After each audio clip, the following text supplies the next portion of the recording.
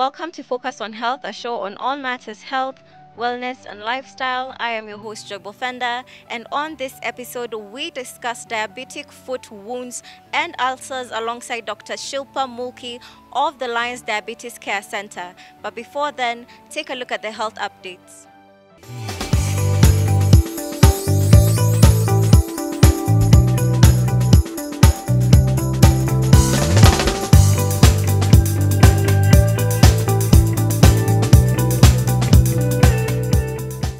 So welcome, Daktari. Thank you very much. Kindly introduce yourself to our audience.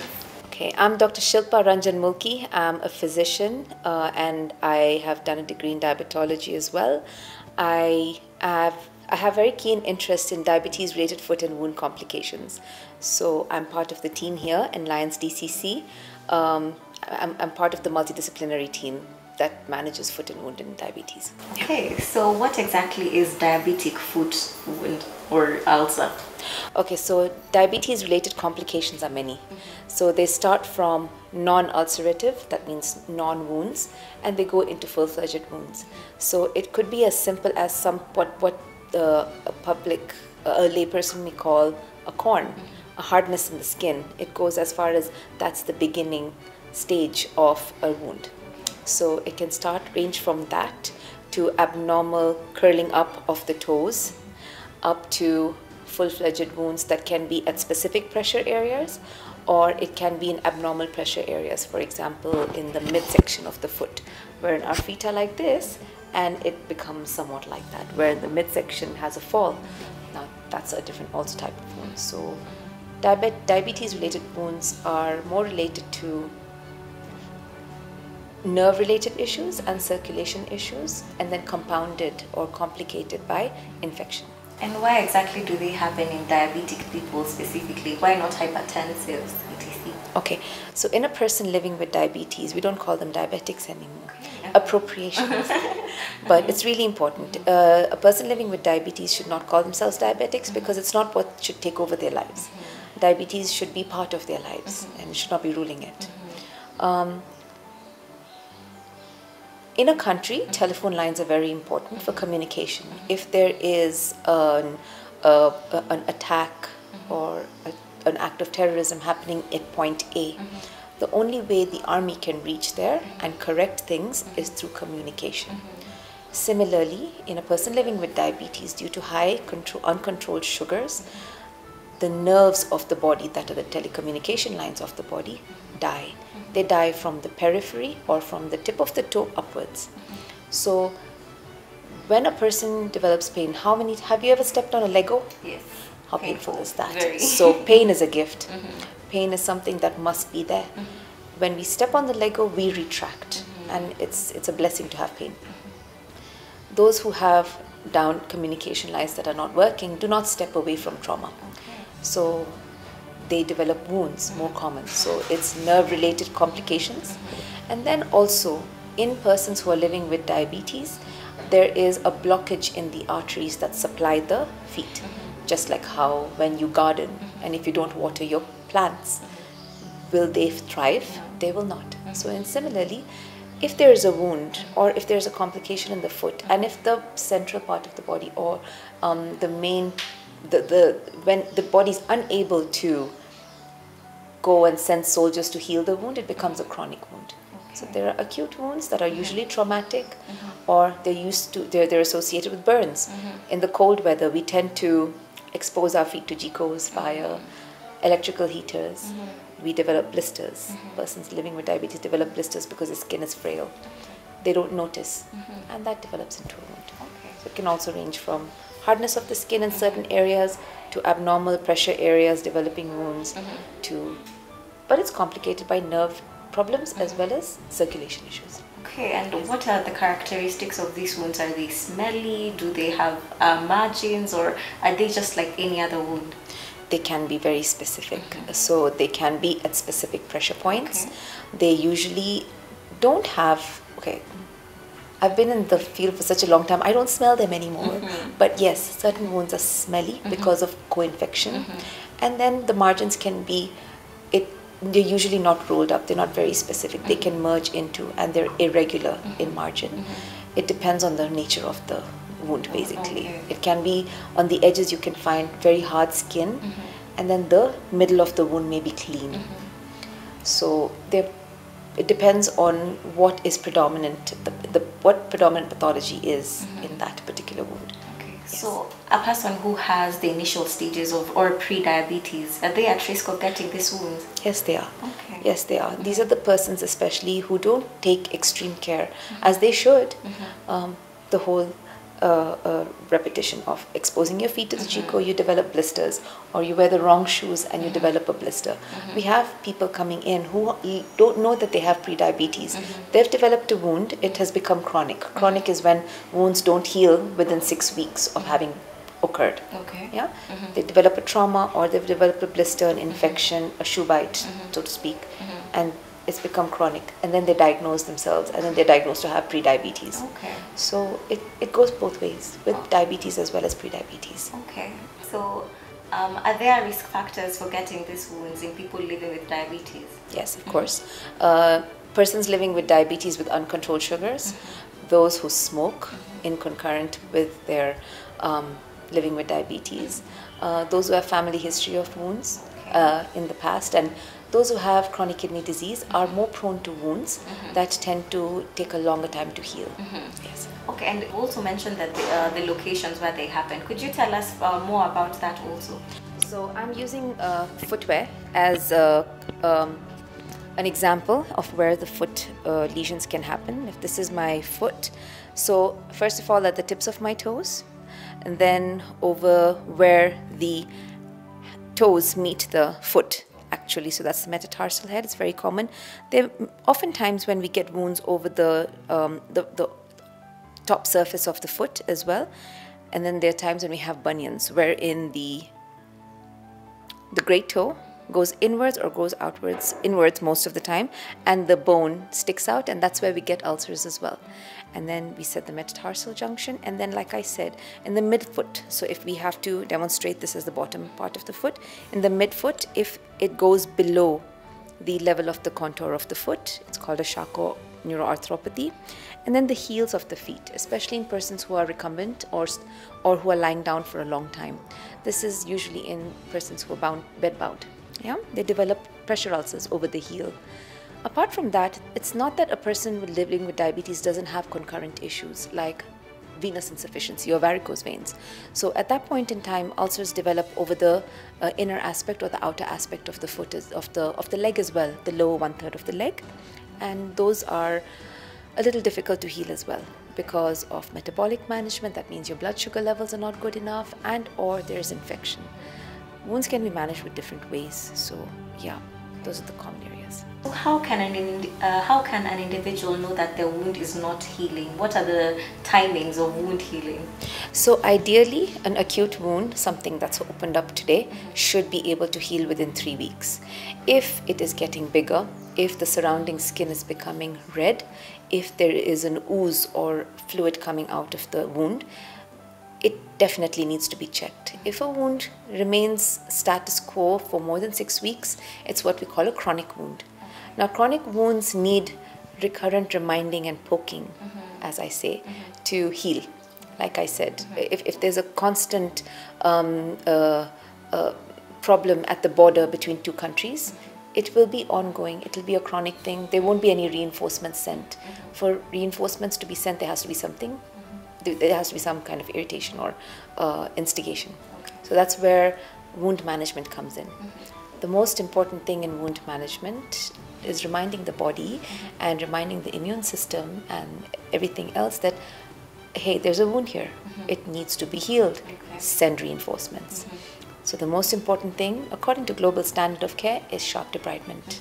There are different ways that we can debride or clean out dirty tissue from wounds, but the most important and the most research-based effective method is sharp debridement. A simple, normal saline clean. Do not use betadine, don't use hydrogen peroxide. People need to move on from that. Please, people move on.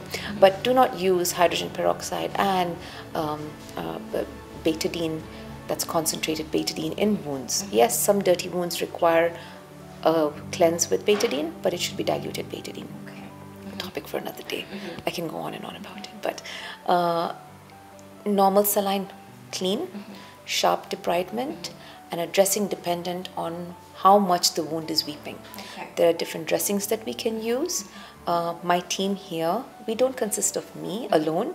I have a wonderful team of wound care nurses. I call them magic fingers because it's not just the fingers that work and it's not the dressings that work. It's how they counsel the patient on how to take care of their wounds that makes a whole world of a difference. And that's why we call it multidisciplinary care. It's not a one-man job. And most of us are women, happily so. So sharp debridement, once you open the dressing, clean the wound with normal saline alone, sharp debridement, and then we pick the dressing. The dressing has to be able to maintain moisturization within the wound. The wound shouldn't be too wet within, shouldn't be too dry. And that's where all of us discuss as a team on how to manage this. Yeah. After the wound is dressed, depending on where the location is, offloading is extremely important. If I pinch you, Joy, here continuously, and you develop a wound, and if I continuously apply pressure there, will it heal? It will not heal. So it needs to be offloaded. If it's at the tip of the toe, we need to offload. And that's where footwear comes in and where orthosis comes in. So that's where we can put in measures. Right now we have simple ways of putting in measures like we roll up gauze. It's cost effective, but it's not the best. We do have better things coming into Lions DCC, the Foot and Wound Center, that we're able to it's cost effective and it will be permanent because once a wound happens in one area, it is very likely for it to recur.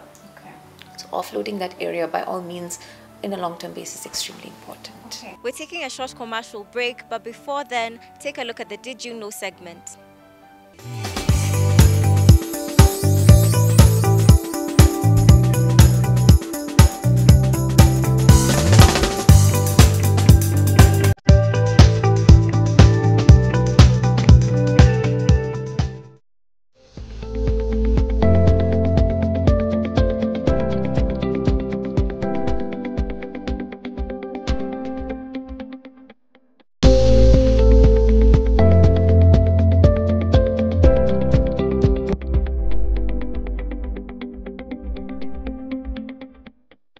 Welcome back to Focus on Health. We are continuing the conversation on diabetic foot wounds and ulcers. Take a look.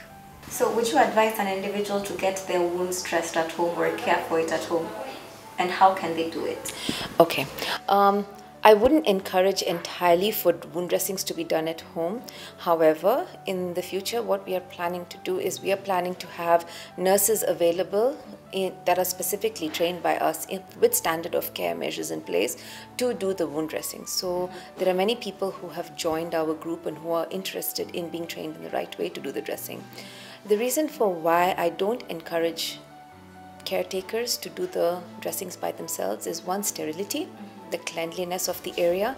A lot of the times when we give in for caretakers to do the wound dressings, the environment is not exactly the best. Flies end up coming and sitting, and then we have issues with maggots coming in with the wounds next time. Maggot therapy is amazing when it's coming from a sterile place like Calro. We work with Calro regularly to do maggot debridement therapy, so it's quite interesting, but that's sterile maggots. Now the ones that come from houseflies, those are butterfly maggots that we use from sterile therapy. Maggots from houseflies can be derogatory to a wound, and so we try to discourage. But if it's a clean wound and if they're in touch with us regularly, or if we're able to train a nurse to do it at their home and they're in regular touch with us, it helps. Okay, and how best can they care for this dressing that have already been put in place by the doctor or the nurse? Do not wet it. Most importantly, do not let any water enter, otherwise it macerates. Just like when you stay in the swimming pool for too long and your skin becomes too soft. And so the wound may not be much affected, but the peri-wound skin or the skin near the wound, that breaks down and that can lead to a bigger wound. So that's why we don't encourage. But what we do is if there's a dressing underneath, we have rain boots. So I encourage my patients to buy the rain boots, and while they're taking their showers, they allow minimum water, if at all any water, to reach the wound dressing. So yes. Okay, so no water. And what about, adding a little bit of salt and water and vinegar? People add vinegar to water and clean these wounds. Would you advise on that? Wounds, would not advise a person to do it on their own as such. If it's an acute wound, if I'm a person living with diabetes and I develop an acute wound, for me to dress it for a couple of days with just salt water, which is not too hot, checked by someone else, because their nerves may be intact and I may not be able to sense heat of the warmth of the water, and I don't burn myself. So if you check for me and the water is good for you, and if I clean the wound with salt water, and if it's in the healing process until you're able to meet the doctor, it's okay. No vinegar. Vinegar is used in certain cases. Vinegar soaks are partially recommended in a few cases, but that's for now us as the MDT Foot team to take over and do. Okay, and at what point when an individual gets an acute wound, should they now seek a doctor? Or if it does start healing on its own, should they just stay at home? Also wouldn't encourage that. Would like for a physician or a surgeon or a podiatrist or a foot health specialist to be able to take a look at the wound once. There are certain things that are called red flag signs for wounds. So if there is any ooze from the wound, for example, if I get injured today and if it's in healing process, if I see the skin is closing and there's no redness around, not much of ooze, it's okay. But within 3 to 4 days, 4 to 5 days, if I see now the skin around the wound is becoming hot, it is becoming red, it is becoming more painful, if at all the pain sensation is intact, yes, it must be seen, even within 1 or 2 days. If there is pus coming out of it, if there is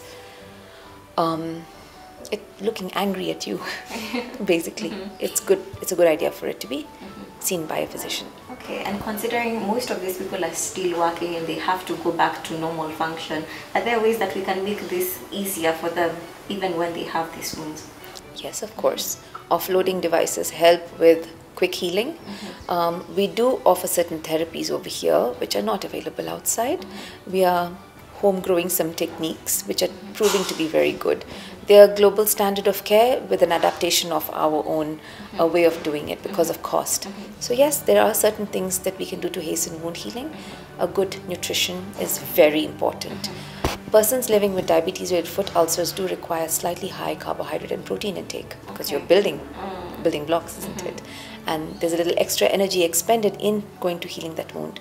But diabetes management, sugars management should be intact as well. Infection control, offloading, like I said. This is where our podiatrist comes in. Like I said, we're a multidisciplinary team. As a podiatrist, they come in, they help us with the offloading wherever they can.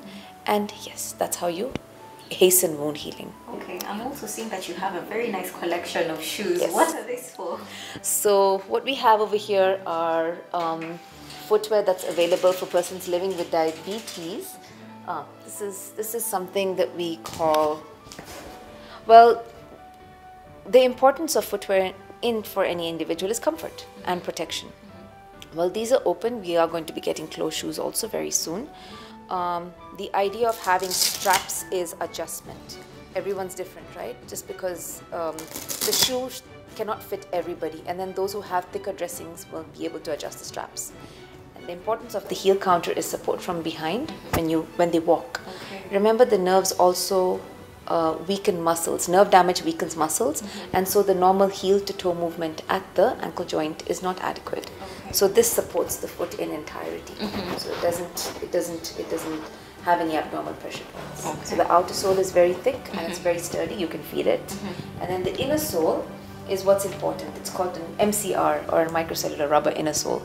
Yeah. So it should go in halfway and come back out. So it supports abnormal pressures in the feet wherever they are, and it doesn't allow for ulceration. There are times when we have to modify these shoes. These shoes. For example, these are shoes now for people living with toe ulcers or ulcers at the junction of the toes and the feet. So the pressure comes onto this area, and so that the wounds in this area can take some time to heal. Right? So this is an anterior offloading. This is how we manage wounds. In a person living with a heel ulcer, of course with support, but they can use something like this where there's a deficiency in the posterior aspect or the back aspect of the foot. So the heel is offloaded to a certain extent, and the patient's wounds heal faster. Yeah. So a good mark of footwear, as per my colleague who's a podiatrist, always says that you must have the posterior support, a good outer sole, and a good insole. So this is what we call an insole when a person does not want the footwear or does not have a wound that needs to be offloaded in as intensely as this. What we can do is we can provide an insole, cut it to their shoe size. Of course, this is size 8. It's very small for me, very big for me. So if there's a hardness in the skin in a certain area, we can put this inside their footwear and create a deficiency in the insole such that the hardness is does not have any pressure and does not continue to remain hard. It either remains that way or it softens up with the right management. And so insoles are another option for persons living with diabetes to prevent further ulceration in high-risk patients. Yeah. Do you want to talk about the bunions, heel caps and stuff? Do you want to frame that? Yeah, or do you want? Okay. So sometimes, again, in persons living with diabetes, if there has been an ulcer in the metatarsal region, and the wound has healed, and they do not want to wear different footwear, which is acceptable. Life has to go on. We can give them something like this. It's an orthosis, which is a silicone orthosis, which is to be slipped in like this, considering this is the great toe. And it'll be offloaded such that it doesn't have risk of ulcerating again. Yeah, because these areas are very sensitive, and there can be recurrence of wounds in such areas. Yeah. So we also do have a lot of people undergoing amputations for the case of diabetic leg ulcers. What is the cause of that, or how do you arrive to that decision? That's a very complex question. That is an individualized question. Unfortunately, there are a lot of needless amputations that happen here all over the world, not just here. But I'd like to focus on Kenya. Lots of needless amputations because one may feel that instead of undergoing regular wound dressings, it may be better to just take off that appendage if it's a great toe or if it's midfoot. Wound management can be very complex, but also requires a lot of patience and also requires a bit of finances. So if an individual is just not affordable for sometimes chronic wound dressings, I think the inclination of the clinician is to go in and suggest an amputation, say just be done with it. Okay. But the implication of an amputation, mostly major amputations, is 50% mortality within 5 years. That means within 5 years, 50% of these individuals die. If it's a needless amputation, it takes a toll on our statistics and on our working population. If wounds are picked up in an early stage and managed correctly in an early stage, most of these amputations can be prevented. But it does take a lot of training. It takes a lot of updates by clinicians to be able to understand that and to be able to follow global standards of wound care and management. Also takes a lot for non-surgical and possibly non-MD clinicians like GPs and MOs to be able to pick up smaller lesions very quickly and insist with the client or the patient to hurry to be seen by the right individual, by an MDT preferably. When an MDT takes a look at the wound, or a multidisciplinary team takes a look at the wound, when infection control, insulin management or diet management or diabetes management takes place correctly, and when sometimes revascularization happens. So like I said, sometimes the arteries are blocked. If we're able to find a way, finances being a big burden, if we're able to find a way to revascularize, these patients do very well. We are happy to say that we have prevented minimum 70 to 80 amputations within our center by healing wounds that have come in a chronic way and on the verge of being amputated. It's about patience. It's about knowing how to go about it. And of course, it's the best thing to do would be to catch it early and treat it at an earlier stage with the right tools and in the right way. Okay. Yeah. So you've emphasized a lot on the prevention aspect. How does regular foot examinations, especially by the person living with diabetes, how can it be done? My usual thing to say is please take a look at your feet before you sleep. So if a person is able to sit on a chair every day before they go to sleep, take a look at the undersurface of the foot, take a look at the upper surface of the foot, and look between the toes. If they find anything abnormal, they will pick it up. Wow, the most important abnormal things include change in the color of skin. We are not individuals who may be able to display redness of the skin. It's not possible. With our pigmentation, it's not always picked up. But any darkening of the skin in an area, any place where they feel that the skin is hardening, any open wound which you have observed, any whitish discharge or soft skin between the toes needs to be seen by a doctor immediately. And they need to be put on the right management. Even within the nails, the edges of the nails, if they find that there's any swelling, it's important to be picked up. Having said that, when you take a look at your feet every day, this is what my colleague says, you learn it like the back of your hand. You see, so if there's any abnormality, it gets picked up immediately and you bring it to us to be seen. And we hope to be able to reassure you and say, don't worry, all's fine. Or no, let's look into that. Okay, that was such a lovely conversation, Dr. Ari. Kindly give us your parting shots in relation to diabetic foot and wounds. Okay. Many wounds end up in needless amputation. I think on behalf of clinicians, it's important for us to understand that early lesions need to be picked up. Every time you see a person living with diabetes, please ask them to remove their socks and shoes and just take a quick look at their feet.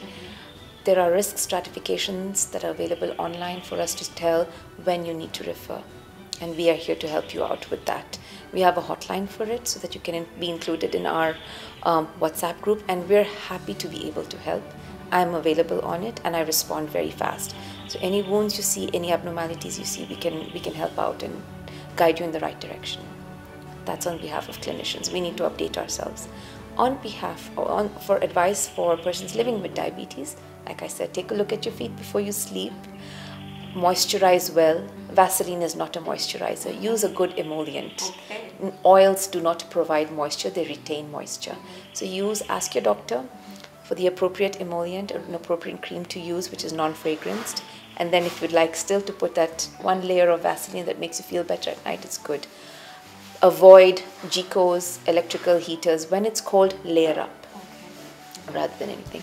And if you have the slightest doubt with anything, please don't hesitate to ask your doctor, or even as a patient, we will give you a number and you can display that and you can send us WhatsApp messages and we should be able to help you respond. Yeah? Okay, thank you. Very informative conversation we've just had, and just as Dr. Shilpa has emphasized, diabetes can actually knock you off your feet, but before then it can be prevented and managed. I have been your host, Joy Bofenda, and until next time, stay safe, stay healthy, and live with the Healthy You segment.